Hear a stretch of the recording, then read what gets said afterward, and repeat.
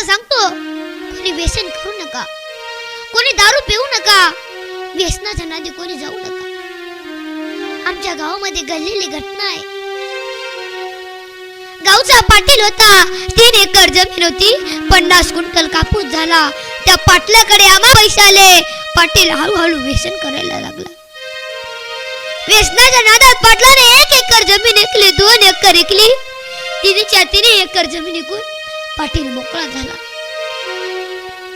आता ह्याच्या त्याच्या घरी जायचं, बोलायचं, दादा मला द्यायचे तो, मला पिण्यासाठी द्या.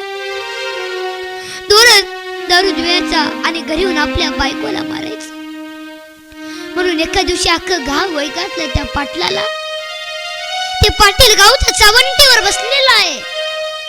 काय करावं समजत नव्हतंय. अनमय तिकून एक माणूस येत होता. त्या माणसाला सांगितलं, दादा मला दारू पिण्यासाठी 5-10 रुपये पाहिजेत. दादा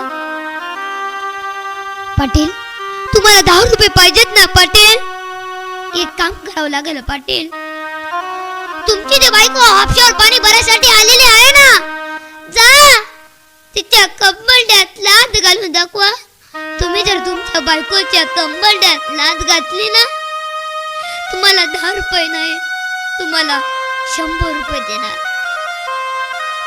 म्हणून त्या पाटलाने धावत गेला. त्या बायकोच्या कंबरड्यात लाद घातली. बायको खाली पडली. खाली पडल्याच्या नंतर बायको बोलायला लागली, अहो काय चुकलं माझं, काय चुकलं माझं, मला मारताय काय? मा आजपर्यंत माझ्या डोक्यावरचा पदर कधी खाली निसटून पडला नाही. सांगा ना माझं काय चुकलं? पाटलाला वाटलं की मला 4 चौघात बोलतेस, म्हणून पाटलाने आपल्या बायकोवरती हात उचलला. पाटील बायकोला मारायला लागला. मारता मारता त्या पाटलाचा हात त्या जीर्ण झालेल्या साडीकडे गेला. चौकात त्या पाटलाने बायकोची साडी, अख्ख्या जगाने अर्ध अंग पाहिलं. आता जगायचं नाही, आता जगायचं नाही रे, आता जगायचं. ती घरी गेली. घरी गेल्याच्या नंतर तिने ठरवलं आता जगायचं नाही. तिकडून 5वीचा मुलगा आला. आईला विचारू लागला, आई आई काय झालं गाई? आई बाबाने मारलं का गाई? आई थांब, मला थोडं मोठं होते आहे, मी बाबाकडे बघतो गाय. आई लढू नको ना गाई, आई लढू नको ना. 10 वर्षाची 4थीला मुलगी होती. शाळेतून घरी आली. आईला विचारू लागली, काय झालं गाई? माय आई तुमच्या बापाने मला भर चौकात मला मारलं. बाळांनो भर चौकात मला मारलं. आता मला जगायचं नाही. म्हणून रात्रीचे 8 वाजले. मुलांना काहीतरी खाऊ घालावं. आता हे दारू पिण्याचा संसार करायचा नाही, म्हणून आपण मरण्याच्या आधी आपल्या मुला बाळांना काहीतरी गोड दसं खाऊ घालावं. गोड दर केलं, मुलांना खाऊ घातलं. भले खुशीमध्ये 2 लेकरं घेतले. माय झोपी गेली. रात्रीच्या 1 वाजला. मुलं सून पी गेलेले. मुलांच्या लक्षात नव्हतं आपली आई लढत होती. बिचारे लेकरे, काय करणारे लेकरांना. म्हणून माय आई उठली. घरामध्ये इंद्राचा डबा होता. हातामध्ये इंद्राचा डबा घेतला. धड धड तोंडात ओतून घेतली. ती रात्रभर ती तडपडून ती मरणाला प्राप्त झाली. आई मेली. आई मेली, रात झाली.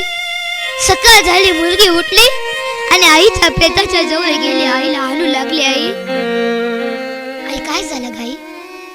आई उठ ना गाई. तिकडून 5वीचा मुलगा आला. आईला विचारू लागला, आई आई काय झालं गाई? आई घरातले सगळे झोपलेले असायचे आहे, तू उठलेले असायचे आहे. आज घरातले सगळे उठलेले आहेत, तू झोपले का गाई? आई उठ ना गाई. मला बाया म्हणून हाक मार ना गाई. आई उठ ना गाई. आई आई म्हणून केकाळी मारणे. त्या केकाळी मारण्याचा आवाज शेजारच्या मावशीकडे गेला. शेजारची मावशी धावत धावत आले. मुलांना कुशीत घेऊन सांगायला लागले, बाळांनो, आजपासून तुमच्या आता तुम्हाला कधीच बोलणार नाही. बाळांनो, आजपासून तुमच्या आता तुम्हाला कधीच बोलणार नाही. मुलाने आगरी लावून दिला. आगरी लावून दिल्याच्या नंतर मुलगा घरी आला. 1 महिना झाला, 2 महिने झाले. बघता बघता पोळा जवळ आला. पोळ्याच्या सणाच्या दिवशी त्या मेलेल्या आईचा मुलगा त्या गावच्या पाटलाकडे गेला. पाटलाला सांगितलं, पाटील, माझ्या घरामध्ये 10 वर्षाची माझी बहीण आहे. हो पाटील, मग काय करू? पाटील, एक काम करा ना पाटील, मला तुमचे पोळ्याचे बैल धरू द्या ना पाटील. कशासाठी भरायचे बैल? पाटील, त्या दारूने माझी माय मेली. हो पाटील, त्या दारूने माझी माय मेली. हो पाटील, एक काम करा ना पाटील, मला तुमचे पोळ्याचे बैल धरू द्या ना पाटील. काय रे बाळा? पाटील, त्या मुलाने गोड उत्तर दिलं. तो मुलगा सांगतो की, पाटील, मी तर आज तुमचे पोळ्याचे बैल धरले ना पाटील. तुमच्या घरातले लोक मला 2 पोळे देतील पाटील. त्याच्यामधली 1 पोळी मी माझ्या बहिणीला घेऊन जाईल पाटील, आणि त्याच्यामध्ये 1 पोळी मी माझ्या बहिणीला चालू घालेन पाटील. जर माईला नसली ना, त्याला माईची किंमत कळत असते. आणि त्याचा बाप जर व्यक्ती असेल ना, त्याचा बाप वेचणे. घरी जाऊन त्या मुलाला विचारा, बापाचं दुःख काय. म्हणून सरकार माय बाप एवढा उपकार करा.